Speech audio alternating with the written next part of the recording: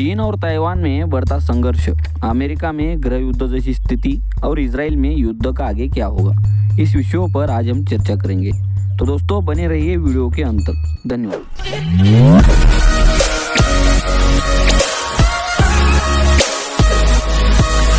चीन और ताइवान में तनाव बढ़ने जा रहा है।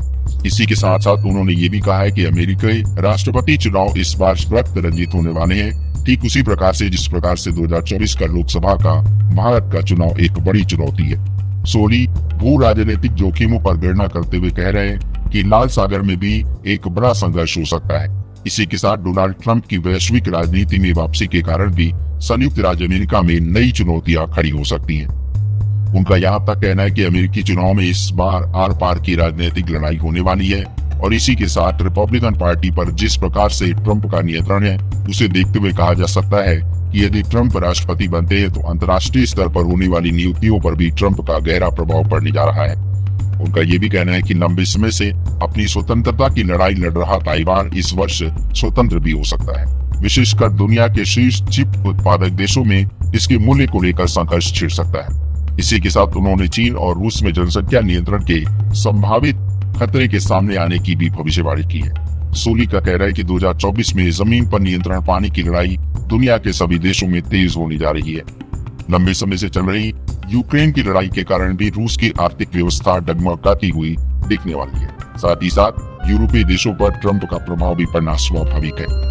इसी के साथ बाल्टिक देशों को नाटो सुरक्षा एवं रूस और नाटो देशों में छिड़ने वाले एक बड़े संग्राम का शंखनाद होता भी उन्हें दिखाई दे रहा है। अभी रूस और नाटो देशों में आंतरिक संघर्ष की चिंगारी अंदर ही अंदर दबी है, किंतु 2024 में ये चिंगारी आग बनकर भड़क सकती है।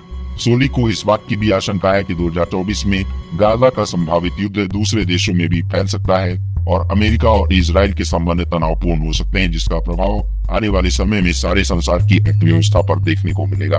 इस प्रश्न पर कि क्या ट्रंप दोबारा राष्ट्रपति का चुनाव जीत सकते हैं, तो सोली का कहना है कि ट्रंप को आम लोगों की वोटिंग की ताकत से जीत तो मिलने वाली नहीं है, लेकिन अमेरिका में चुनाव की प्रणाली कुछ विशेषताओं के साथ है और इसी कारण वे एक बार फिर से राष्ट्रपति पद का चुनाव जीत सकते हैं, जहाँ परिणाम कुछ प्रमुख राज्यों और उनके प्रतिनिधियों द्वारा निर्धारित किया जाता है।